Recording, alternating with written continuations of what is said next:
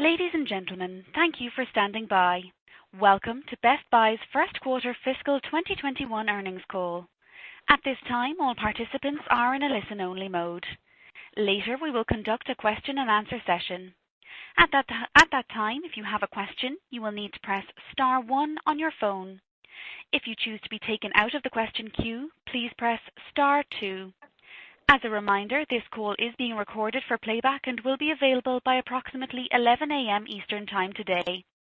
If you need assistance on the call at any time, please press star 0 and an operator will assist you. I will now turn the conference over to Molly O'Brien, Vice President of Investor Relations. Thank you and good morning, everyone. Joining me on the call today are Corie Barry, our CEO, Matt Bilunas, our CFO, and Mike Mohan, our President and COO. During the call today, we will be discussing both GAAP and non-GAAP financial measures. A reconciliation of these non-GAAP financial measures to the most directly comparable GAAP financial measures and an explanation of why these non-GAAP financial measures are useful can be found in this morning's earnings release, which is available on our website, investors.bestbuy.com. Some of the statements we will make today are considered forward-looking within the meaning of the Private Securities Litigation Reform Act of 1995.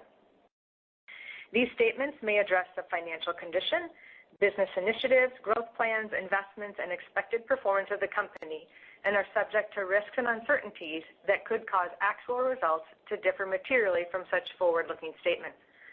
Please refer to the company's current earnings release and our most recent 10-K for more information on these risks and uncertainties.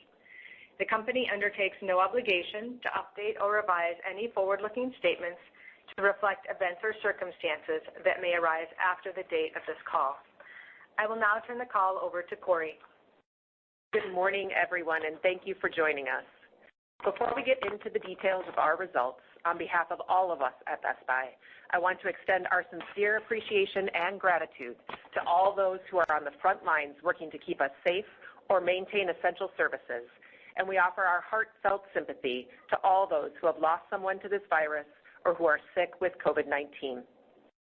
Today, we are reporting Q1 revenue of $8.56 billion, which is a decline of 6.3% from the first quarter of last year. Our Q1 non-GAAP earnings per share were 67 cents compared to $1.02 last year. The Q1 non-GAAP operating income rate of 2.9% was down 90 basis points from last year, primarily due to the operational disruptions caused by the pandemic, which Matt will provide more details on later. This pandemic has changed the way we work, learn, care for ourselves, and importantly, connect with each other. Against that backdrop, our purpose has never been more relevant: to enrich lives through technology. It is because of that purpose that we were, in virtually every jurisdiction with a stay-at-home order in place, designated an essential retailer because of the products and services we offer. I wanted to take a moment to share how Best Buy has been responding and will continue to respond to the crisis we all face. There are scenarios you plan for as business leaders, and then there are events that simply do not have a playbook. This is one of those times, and our leadership team has been responding to events with a focus on keeping our customers and our employees safe while we meet our customers' essential needs. At the same time, we are committed to ensuring that, as this evolves, Best Buy is well positioned to thrive in what will almost certainly be a new and very different environment. On March 22nd, we proactively moved all our stores to a contactless, curbside-only model, allowing us to safely serve customers and comply with government orders and recommendations. We also halted all in-home installation, repair, and consultation services, choosing to leave the product at or near the doorstep. We did this even in jurisdictions where we were not required to, because we believed it was the best way at the time to keep our customers and employees as safe as possible. I am so incredibly proud of our team's ingenuity and execution. They seamlessly implemented a new and highly effective operating model in a matter of 48 hours across our entire store base. As a result, we retained 81% of last year's sales during the last 6 weeks of the quarter as we operated in the new model. That's 81% sales retention, even though not a single customer set foot in our stores. The strong sales retention is a testament to the strength of our multi-channel capabilities and the strategic investments we have been making over the past several years. It is also a testament to the Best Buy culture and our focus on the customer experience as the entire organization pivoted to execute and support this new model. More than ever, we are fulfilling essential technology needs for customers. In mid-March, we began to see a surge in demand for products that people needed as they complied with stay-at-home orders. That demand continued even after we closed our stores to customer traffic. For the quarter, we saw strong sales growth in computing, gaming, and small appliances. Like many other retailers, we saw a sales benefit during the last 3 weeks of the quarter as customers undoubtedly chose to spend some of their government stimulus money on the products and services we provide. As we entered the second quarter, we continued to shift our operating model as we responded to the evolving environment. On May 4th, we began welcoming customers back into our stores to shop Best Buy in innovative ways that follow strict social distancing practices and use proper protective equipment. Specifically, we are offering a new consultation service to our customers in our stores by appointment only. This service allows customers who need to purchase more complex items to schedule an appointment with one of our sales associates at their local Best Buy store, where they can get advice tailored to their specific tech needs. Customers can schedule appointments by phone, online, or by simply driving or walking up to a store. We started with approximately 200 stores and now have almost 700, or about 70% of our domestic stores operating this way. Most of the remaining stores are still operating in the curbside-only model, and approximately 40 stores remain completely closed, mainly due to our own decision-making criteria regarding employee and customer safety. Customers have responded very positively to this new way of interacting with us in our stores, with 98% of customers surveyed indicating we made them feel safe during the experience. It is very early, but so far the demand has been highest for our large appliances and home theater categories. We are also back in customers' homes providing valuable services like large product delivery, installations, and in-home repairs in approximately 80% of U.S. zip codes. We are doing this in a new and innovative way, using safety guidelines before, during, and after an in-home visit that meet or exceed the Centers for Disease Control and Prevention guidance. The key, of course, is that we are providing options that let customers choose what works best for them. For the foreseeable future, we will likely employ a variety of models using our local level prowess to customize operations to the local situation. And we will continually evolve those operating models based on guidance from state and local governments, as well as our own point of view on the proliferation of the virus and our ability to operate in a way that is safe for our employees and customers. I want to take some time to talk about our employees, clearly the company's most important asset. From the very first days of the pandemic, we told anyone feeling sick or quarantined that they would keep their job and be paid. We told any employee whose child was home from school that they too would be paid. We gave all field employees who are still serving customers or working in our distribution centers a temporary pay increase, and for all others, we paid their normal salaries for a full month as we took the time to determine how to move forward. Throughout this difficult time of uncertainty and fast-paced change, we have been committed to communicating as often as possible with our employees.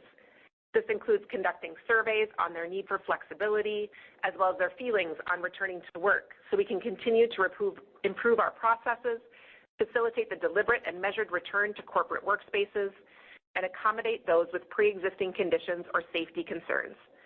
Likewise, we built the protocols for returning to customers' homes and welcoming them back into our stores jointly with our field employees.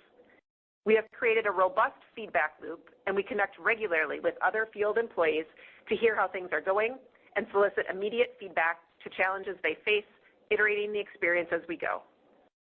We have also continued our focus on providing crucial employee benefits and resources, like those for mental and financial health, recognizing that the circumstances we each face are far more stressful than any of us may fully realize.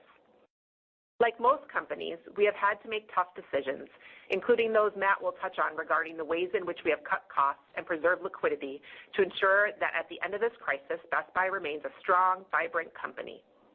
I personally want to touch on the difficult decision to furlough employees. While we were pleased to retain more than 80% of our revenue while our stores were closed to customer traffic, the fact remains that we did this without a single store open to customers. Given this fact, it is clear that the current models we are operating simply don't require the staffing our stores had before this crisis began.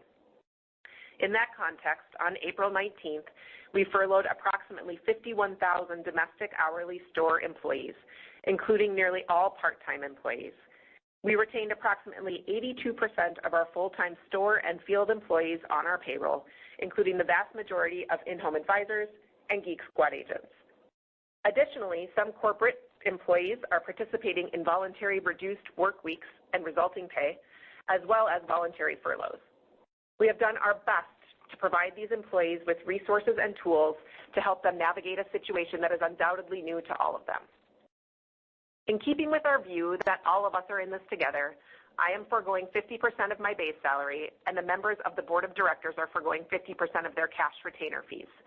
Company executives reporting directly to me are also taking a 20% reduction in base salary. The money saved from these temporary pay reductions is being added to the Employee Hardship Fund we established with our founder, Dick Schultz. This fund was initially created for our furloughed employees as a way of providing them emergency funds should they be required. I would now like to provide an update from a strategic lens. Last September, we hosted an investor update meeting to provide additional insights into our strategy. Despite the disruption and uncertainty related to COVID-19, we remain focused on executing our Building the New Blue strategy. In many ways, our current way of life, in our homes, reliance on technology, has only reinforced our belief in our strategic direction. We firmly believe our strategy will uniquely position us over the long term by leveraging our unique combination of tech and touch to meet everyday human needs and build more and deeper relationships with customers. Many of these capabilities and initiatives we laid out on stage in September are the muscles we are flexing right now. Our multi-year supply chain transformation has been focused on moving facilities closer to our customers and using automation and process improvements to expand fulfillment options, increase delivery speed, and improve the delivery and installation experience. This has included significantly improving the buy online, pick up in store experience for our customers. At the same time, we have been innovating and designing digital experiences that solve customer needs across online and physical shopping. As a result, the team was very quickly able to stand up a robust and seamless customer experience for both the curbside pickup process and the new in-store consultation process. All of this culminated in domestic online growth of 155% for the quarter.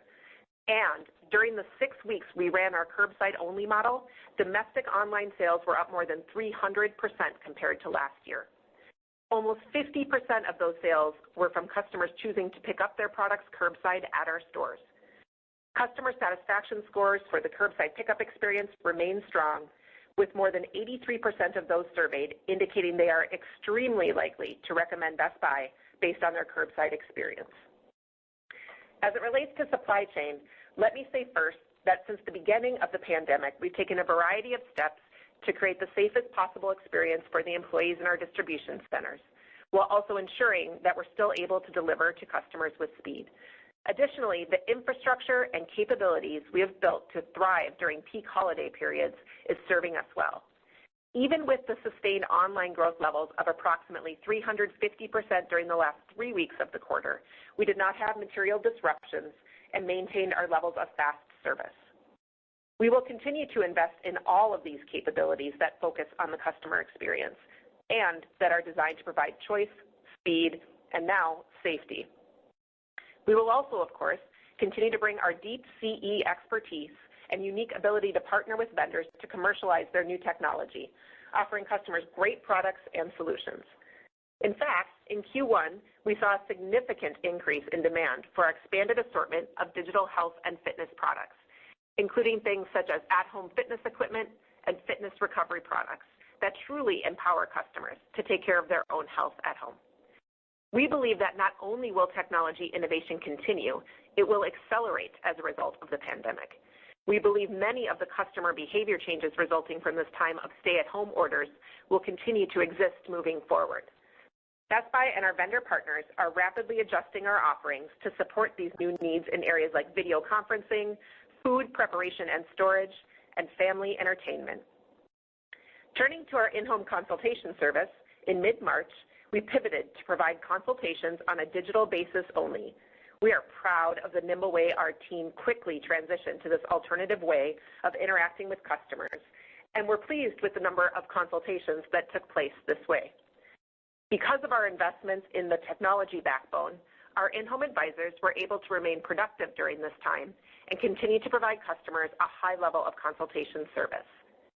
With our Geek Squad, we are in a unique position to help people productively work and learn in their homes. While overall Q1 interactions with our total tech support customers were down compared to last year, as our in-store and in-home services were unavailable, our remote technical support provided a critically stable support solution through these challenging times. In addition, we have cross-trained our Geek Squad agents to work in our call centers, providing crucial phone and chat support to solve a variety of customer needs. We also utilized our Geek Squad agents to support our online customer experience by making same-day deliveries to customers' homes from 200 of our stores. As we moved back into homes and welcomed customers back into our stores, demand for our services has been very high. Turning to Best Buy Health, our focus on health, in particular helping seniors live more independently with our unique combination of tech and touch, has become even more relevant as the world responds to the COVID-19 pandemic. In Q1, to support our base of over 1 million seniors, we moved quickly to adapt our operations so our caring center agents could support more than 150,000 calls each week while complying with stay-at-home orders. The time spent by our agents on the phone with our customers was above the normal average at over 9 minutes per call in many weeks, as we took the time to ensure we are answering questions and addressing requests to our fullest ability. Our service during this period averaged an NPS of 80, and we are incredibly proud of our caring center agents and the empathy with which they serve this vulnerable population, especially during this time. We also had the opportunity to help our commercial partners manage through this time with the help of technology. A recent example is Holiday Retirement, a leading senior living community where 29,000 residents have been outfitted with our Lively Mobile Personal Emergency Response, or PERS devices. These devices provide access to our emergency response service at the press of a button. We worked with Holiday to leverage these devices to efficiently broadcast timely information and protocols related to COVID and shelter in place to the senior residents. Lastly, we continue to build out our capabilities as we execute our long-term health strategy. Data is an essential currency of this strategy, and we recently entered into an important partnership on that front. Validic is an industry-leading technology platform that aggregates data from everyday connected devices in the home, processes it, and then provides meaningful insights. Together with Validic, we are bringing to market innovative remote monitoring solutions to better manage chronic health conditions in the home. In conclusion, we entered the year with financial and strategic momentum and a strong balance sheet. We have a suite of assets that allow us to uniquely and safely serve our customers in whatever way they choose, whether that's curbside pickup, free next-day shipping, remote technical advice and support, virtual consultations, in-store appointments, in-home installation, or doorstep delivery. We know customers and employees will have different shopping expectations anchored in safe environments and processes. We hope to set the standard for safe retailing by constantly adapting our model, leveraging and building on our unique suite of assets. The environment continues to evolve, and while there are many models and a great deal of speculation, there is still a high level of uncertainty at both the micro and macro level. With that said, we are scenario planning in a way that addresses a number of variables. First, meaningful unemployment will almost certainly be with us through the fiscal year, not necessarily at the level we are seeing now, but enough to likely have a downward macroeconomic effect. Second, it will be important for us and any retailer to have a flexible enough operating model to accommodate the possibility that some states will continue to relax restrictions, while others, at the same time, may find themselves needing to tighten similar restrictions on how consumers engage with each other and local businesses. Finally, we will continue to prioritize customer and employee safety, advocating for preventative measures such as social distancing and masks for both customers and employees.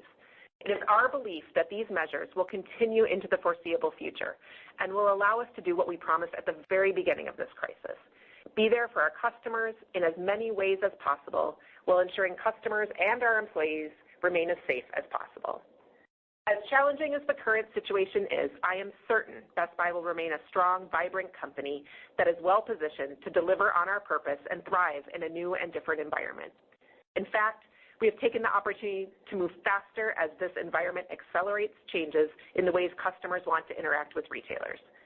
For example, we were already preparing to roll out curbside service, store consultations, and certified cross-training of employees. As such, the implementation of these capabilities is not just a response to the pandemic. They are, in fact, an acceleration of our existing strategy. Lastly, and very importantly, I want to take this moment to thank the thousands of employees that have made this all possible. They have faced immense change with grit, determination, and compassion, and have helped us shape our approach to safe retailing. Many are working with customers every day, some of whom are also scared, frustrated, and occasionally hostile in this COVID environment, to ensure they have access to the products and services they need to work, learn, entertain, and connect from home. Others are working tirelessly to maintain a supply chain that delivers with speed and keeps our customers at home. And so many employees are making technical and operational changes every hour from their home office. None of this is possible without their dedication, and I am truly grateful and feel lucky to be on the team with them. Now, I would like to turn the call over to Matt for more details on our Q1 financial results. Good morning. As Corey described, the pandemic has dramatically changed how we interact with our customers. We are thoughtfully approaching each decision, balancing the safety of our employees and customers while creating long-term value for our shareholders. Even with the outstanding execution from our employees and the strong customer demand for the essential technology we provide, there is no denying the financial impact the pandemic has had. In Q1, the stay-at-home orders and changes to our operating model resulted in an immediate and complete channel shift that put near-term pressure on our operating income rate. Online revenue was up more than 155% year over year and was 42% of domestic revenue, compared to 15% last year. In a typical quarter, the operating income rates in the store and online channel are very similar, as we find the lower gross profit rate online is offset by lower SG&A as a percentage of sales compared to our store channel.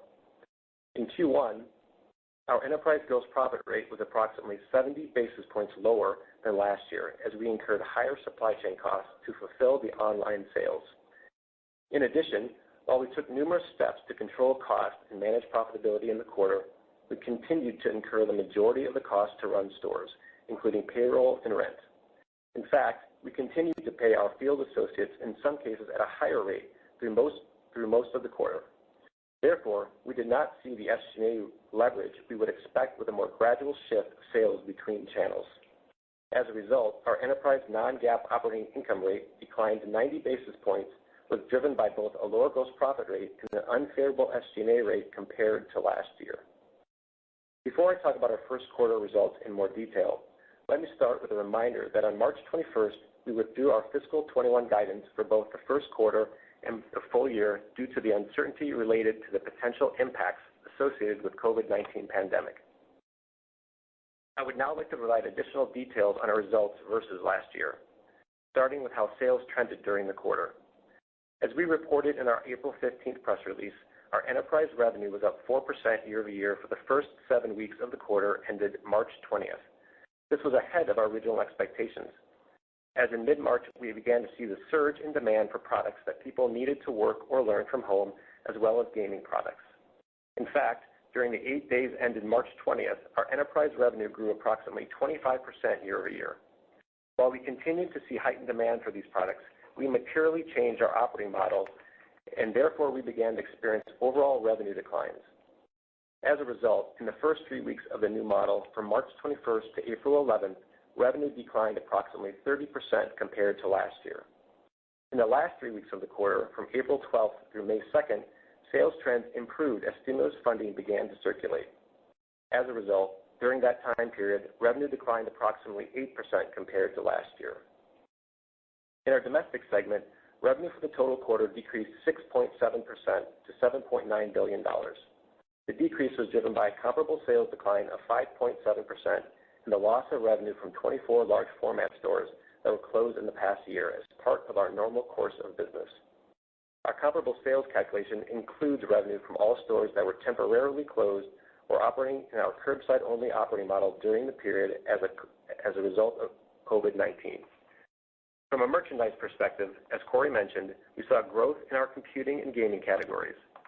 This growth was more than offset by declines in home theater, mobile phones, and digital imaging. In addition, comparable sales in the services category declined 16%.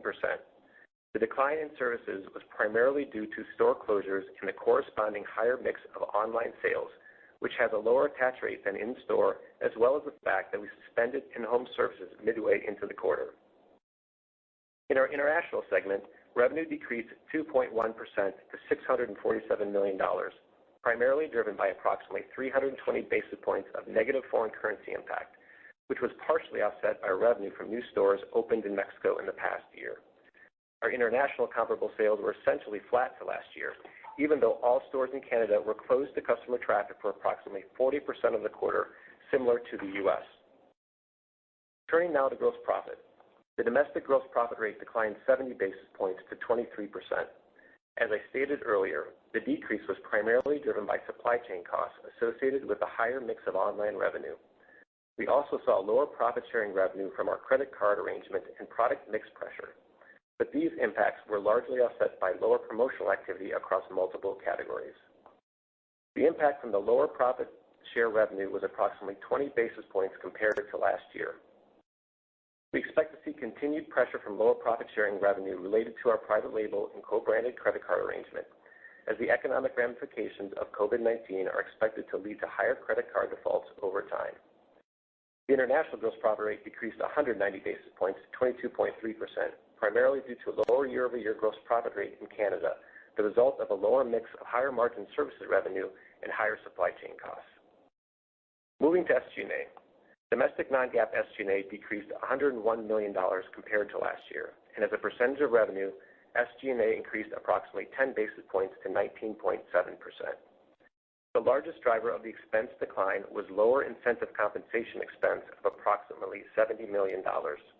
The majority of this was related to short-term incentive compensation, as we did not pay or accrue bonuses for first quarter performance. We also incurred lower store payroll expense due to the Federal CARES Act Employee Retention Tax Credit. As Corey stated, we continued paying all of our store associates through April 18th, whether they were working or not, and we paid hourly incentive pay to employees who were working in our stores and distribution centers. We also incurred additional costs, such as safety measures and supplies, associated with actions we took in response to the pandemic. In the quarter, we incurred approximately $200 million of costs related to our COVID-19 related actions, or approximately $131 million when including the Employee Retention Credit of $69 million. This Employee Retention Credit is a payroll tax credit for approximately 50% of qualified wages and health benefits paid to retained employees not working as a result of COVID-19.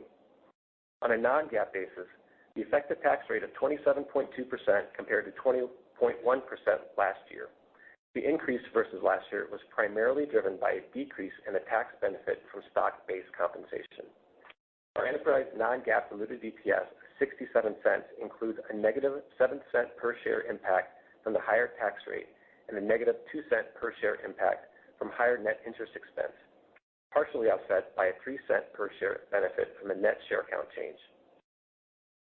During the first quarter, we returned $203 million to shareholders through $141 million in dividends and $62 million in share repurchases. As we previously communicated, we suspended share repurchases on March 21st. We have taken and are taking a number of additional actions to bolster the balance sheet and provide flexibility, including drawing the full amount of our $1.25 billion credit facility on March 19th.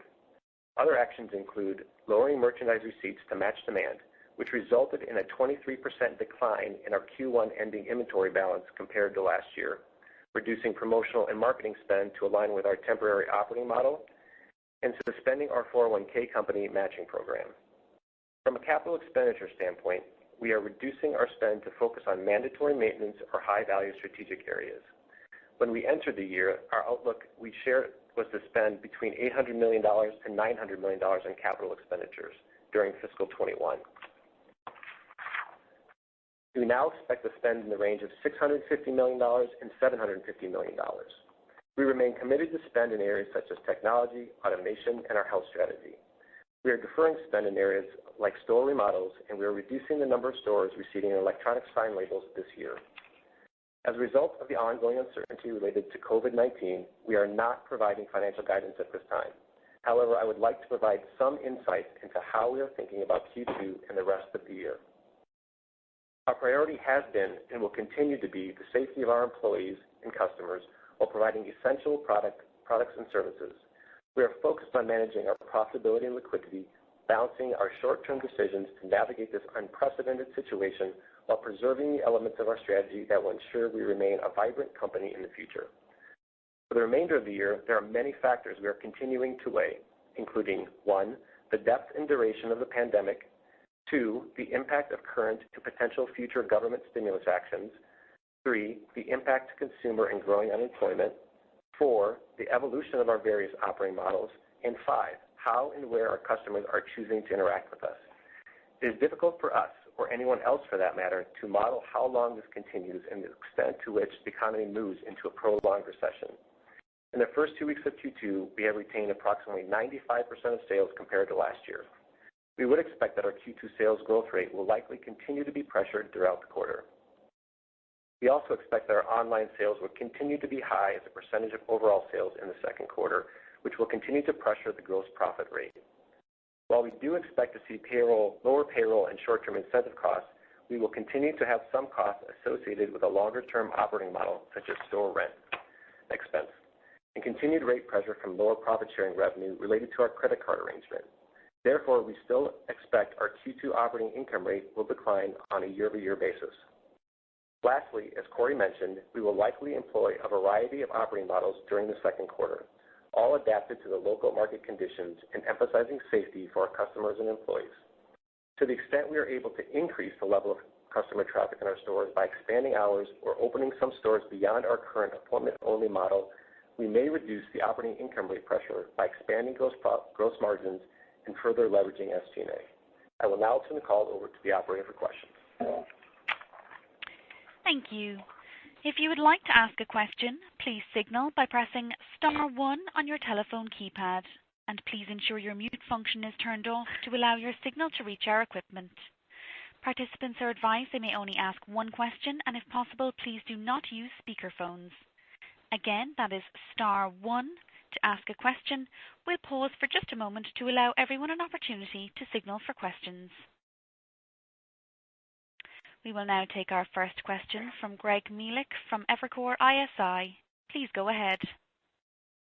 Hi, thanks. And great job, all of you, pulling us all together. I'd love to dig a little more into the supply chain and the inventory down 23%. Could you go into a little bit more on which categories you've been able to secure products and which ones that you think it might be more challenging, particularly as we think about back to school coming up in a couple months? Sure, I'll start, and then maybe Mike can jump in. I think overall we think that the teams did an amazing job balancing inventory through the quarter. We've clearly had a number of different sales trajectories through the quarter. So in the quarter, we likely saw some constraints in some key areas such as computing and gaming, but we were able to manage through that quite well. I think, overall, we're pleased with the way the teams managed through the inventory. And as we look into Q2, I would say we'll continue to see a little bit of constraints going into the quarter, but likely nothing to the impact that we saw in Q1. Mike, I don't know if you had anything. Yeah, thanks, Matt. And Greg, thanks for the question. Maybe just a little bit of backdrop. Before the pandemic started, we were dealing with the tariff situation from last year, and so our teams have been working tirelessly around countries of origin and our sourcing from all of our partners. And I felt really good as we entered the year as to where we were from an inventory position. Some of the categories that saw the demand spike, freezers saw a demand spike, some networking equipment saw a demand spike, some of the computing products, monitors, things that you would actually need to work more from home or learn from home were the ones that got constrained and the ones that were working the fastest to be back in stock. based on what we have visibility to and work with our top partners, we feel really good about our inventory position from here going through the balance of the quarter. We now have to plan it back to school during a pandemic, which is also new to all of us too. But I feel good where we're at with the work with our partners. Thank you. And if I could just follow up on that, what would be the ideal amount of inventory? I mean, was any of that reduction just because sales were down, or was it really just to get in the supply? Would you like inventory to be flat year over year? Yeah, I think it's a balance to answer that question. We clearly reduced inventory to match the sales trajectory, but we also wanted to make sure we were finding the inventory for the products that were in high demand, like computing. And so you tend to look for areas that aren't where the sales trajectory is not as high, and you right size as much as you can and continue to find the products that are in high demand. So ideally, we would like to have more computing in some, more inventory in some areas, because we probably could have seen more sales had we had it, is the answer. That's great. Good luck, everyone. Thanks. Thank you. We will now move to our next question from Karen Short from Barclays. Please go ahead. Oh, hi. Thanks for taking my question. And congratulations, obviously, on working through very volatile times. Thank you, Karen. So I just wanted to ask a little bit on, I guess, the reintroduction of services. I guess, could you give a little color on the demand you're seeing for IHAs and also total tech support? Because I guess there's two sides of the debate, which is one that, pent-up demand got pulled into 1Q, but then the other side of it is, people couldn't do wholesale, like home office reconfigurations just beyond a replacement laptop or printer. More complicated types of overhauls. So if you could give a little color on that, and then I had another follow-up.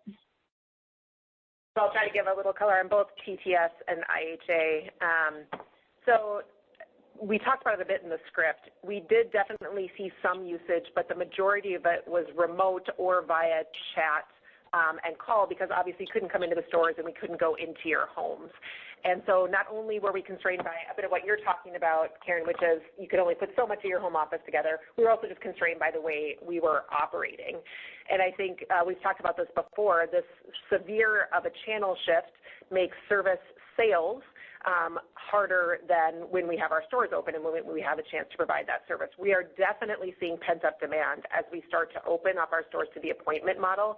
Many of the appointments being made are people who want to come in and bring, especially, as you can imagine, home office or phone products in for us to help take care of them. And we can also see it as we're going back into people's homes, where the demand and the request for us to come to their homes to fix things like refrigerators, laundry, that has been very high. And so I think there is definitely pent-up demand there as we're heading into Q2, and the team is finding new ways to serve that.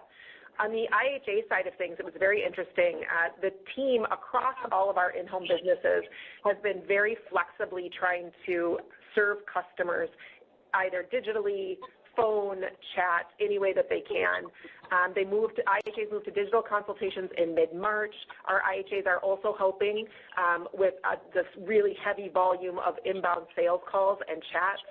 And they are also helping with the new in-store consultation model. Before you come to the store, we actually have a pre-call, and our in-home advisors in some cases are helping with that pre-call because we can really figure out what it is that the customer needs. I will say, if I just were to give a couple data points, in April, we saw our IHA business was actually up, and over 60% of that was coming from chat and digital channels.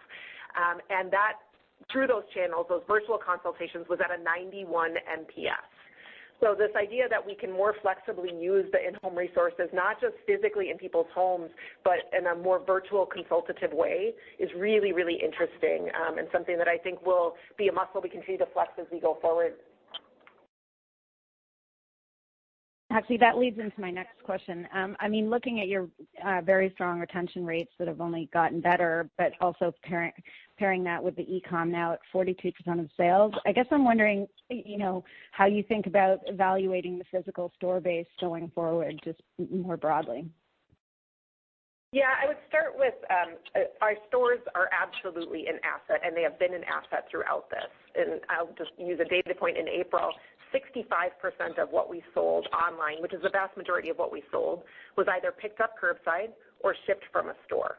And so this asset of the store base is very real.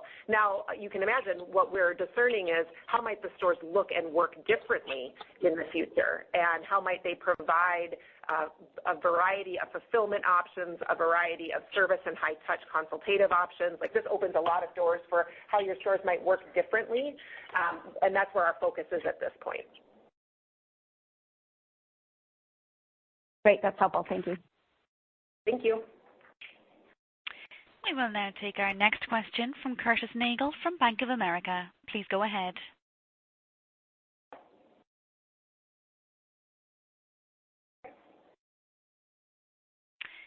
Curtis Nagle from Bank of America, please ensure you're not on mute. We currently can't hear you. Apologies. I was on. Thanks very much for taking the question. Corey, maybe just quickly just digging back into the point on sales in May so far. So, down, I guess, about only 5%. That is an acceleration. Really, really impressive numbers. Would you be able to talk about what's driving that? Is that, further acceleration in online, better curbside? I mean, what's going on there? I'll start, and then maybe Matt can add more color because I'm sure I'll miss something. I think there's a lot that's going on there. So curbside, even if you look at the original retention we announced at the beginning of curbside, which is around 70%, you can tell that accelerated because by the end of the quarter, we were already at 81%.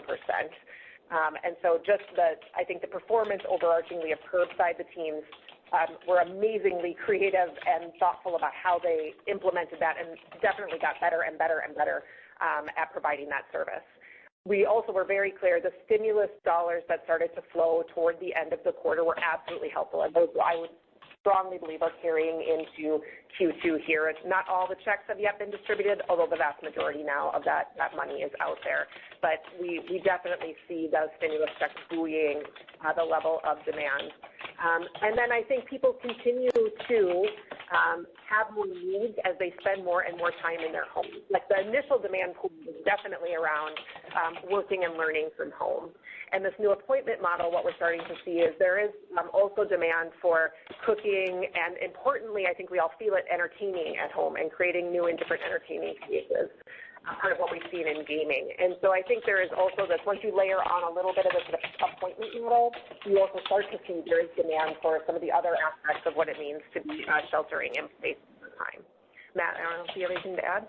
Well, I just say a couple of I think just in general, too, as we become more proficient in our model and customers are more comfortable as they engage with us, I think there's a general improvement in our execution and just how customers are learning how to shop in this new environment. Yeah, I think that's a really good point. I would just lift up. Our teams have done an amazing job on awareness of how to shop. If you go to our website, we have literally a whole site that just walks through all the different ways in which you can interact with Best Buy and then what's applicable depending on your geography. And you can imagine that's going to take some time for our customers to understand and actually have awareness of all the different ways they can shop Best Buy. Got it. That's very helpful. And then maybe just a quick one, and perhaps this is a bit early to comment on, but could you talk a little bit about some of the changes you might be making in terms of your in-store product assortment to maybe better cater to people living and staying in their homes more? You'd mentioned health products or fitness products as an example. How could the stores change over the kind of the coming months, years going forward? Hey, Curtis, Mike, I'll start, and then Matt or Corey can chime in. We look at the customer demand signals all the time, and what I think is interesting during this pandemic, the idea of where we were trying to play, and I'm going to speak specific to health. We've always had an insight that technology should be playing a stronger role in helping enrich people's lives, and that was the predisposition around the acquisition of Great Call, how we thought about that space. And as people are really thinking about what else they should or could be doing at home, things in that space definitely have popped. It's still a small business for us, but that's why we got into the fitness category last year, which now is significantly more demand. But then things like oxygen sensors, thermometers, and things that you would want to do to check and maintain your health are becoming more important because those devices, while they serve a need, are now starting to connect to other things consumers are highly interested in, which I think bodes extremely well for Best Buy. The gaming resurgence was a bit of a surprise, I'll be candid. Everyone had thought the gaming category was going to wait for this fall for the new console resets, but clearly if you have kids at home and you cannot be the best teacher in the world, a substitute has become a Nintendo Switch or an Xbox or a PlayStation. And that's new demand, and we think that demand will actually buoy into stronger demand as the year progresses with new devices. The category that I'm intrigued about as we get back to people working with us, whether we're going into their homes, so we intend to go back into people's homes with IHAs in early June, but as people come to our stores for consultations, is people thinking about how to update the way they prepare food and store it and how they're thinking about entertainment. So the categories that we're really good at, these complex, highly consultative sales, I think there's some good opportunity in our assortments there, maybe more curated, but also serving customers' needs more specifically as they look for doing different things. Matt or Blaine, what you guys with it? The only thing that I would add to build on Kieran's short question just a little bit, I think the complex full home office and learning solutions will also continue. I think people have been piecing together kind of what they can to make it work. As I believe work from home becomes a more sustainable practice, I think these more fulsome approaches to home office will be really important. Got it. That's really helpful. I really appreciate it. Thank you. Thank you. We will now take our next question from Scott Ciccarelli from RBC Capital Markets. Please go ahead. Good morning, guys. Scott Ciccarelli. You guys talked about, getting a benefit from the stimulus checks. That makes sense. I think a lot of companies did. But do you have any way to estimate the amount of pull-forward demand you may have benefited from in the quarter as we try and kind of think about the balance of the year? Yeah, I can start, and then maybe Mike or Corey can jump in. I think we actually don't believe there was much pull forward into the quarter. I think if you think about the types of products we were selling, there's a continued sustained demand that we're seeing. I think people's lives have also changed in a way that demand that they probably didn't know they had before, they now have in a new world where technology at home is more important. Things like monitors at home that you may not have would have bought. So I think we actually think a lot of what we're seeing, or most of what we're seeing, is not pulled forward as much as it is incremental to an otherwise different situation. I think Mike's gaming example is the perfect one, meaning that's not pulled forward demand. That's demand that would not have existed. People would not have bought those gaming consoles. They would have waited for the next generation of console to come in December. But because you're in this unique life situation, there's real incremental demand there, and I think that's the perfect example of what we're seeing. Okay, and then as you talk with your vendors, obviously you've had a lot of discussions with them, given some of your inventory commentary. Everyone's been on hold, right? So based on what you know at this point, is there any kind of change to, let's call it the product introduction outlook, as you discuss with your vendors, kind of the way they're thinking about the balance of the year? Thanks. Yeah, Scott, it's Mike. No, I don't see any change to some of the known part delivery dates. There's lots of things that even we don't know, but we made a statement in the script. We think innovation is going to accelerate. There are some product categories and the ways that things come to light that I think are meaningful. I mean, literally 4 months ago, most people who had a front-facing video camera on their laptop was putting a piece of tape over it. And now you need a higher resolution camera and a better set of speakers and microphone because you need to be more productive in doing video conferencing. So I'm actually pretty excited about maybe some additional innovation or some product revs that we can help accelerate and commercialize and bring to market. Okay, many thanks. Thank you. Thank you. We will now take our next question from Jonathan Matuszewski from Jefferies. Please go ahead. Yeah, thanks for taking my question. Curious if you could give us an update on your lease-to-own effort. Presumably it's something that's been more challenging to facilitate with kind of limited store operations. But how do you see that evolving, especially with kind of underbanked consumers maybe feeling their wallets pinched a bit? And any commentary on what you were able to see during the quarter? Thanks. Sure. Yeah, absolutely. I think the ability to provide another purchasing option for customers is critically important, especially in this very uncertain time for most people. The reality is in this quarter, currently customers can only purchase through lease-to-own in our stores, and so that obviously has a made that program advance too much in the quarter. We're still expecting to launch it online this year, and I think that is in July. So we're still very pleased about the relationships. We're still very excited about the opportunity that it provides in extending more financing to more people and the customers that it might attract. But clearly in the quarter, a bit of a disruption just in the fact that our stores were closed to foot traffic for half of it. Yeah, that's helpful. And then just a quick follow-up. Since the pandemic started, have you seen any evidence of trade down? Obviously you're seeing indications of demand across categories, but any indications in terms of moving towards smaller versions of appliances or less features or last year's models or anything like that that would indicate consumer caution? Thanks. I'll start and Mike can pile on. We really, for the most part, have not. Now, back to what Mike said about the need around your home office or the need around learning, when you're purchasing in that very kind of needs-based way, it's less about trying to trade down. It's more about trying to figure out what exactly is going to fulfill the need for you in your home. That's actually, we're seeing it in cooking and preparing food at home. We're seeing it in learning in office at home. And so I think for us, we're actually right now seeing the demand is across the profile of what we sell. And in fact, in some spaces it's even higher in some of the higher end computing. I mean, one of the things that's selling really well in computing is high-end computing, that's gaming computing. And gaming computing is actually some of the highest end product that we sell. You can definitely see that people, as they get bored in their home, are looking for some ways to entertain themselves and have not been looking for the cheapest way to do that.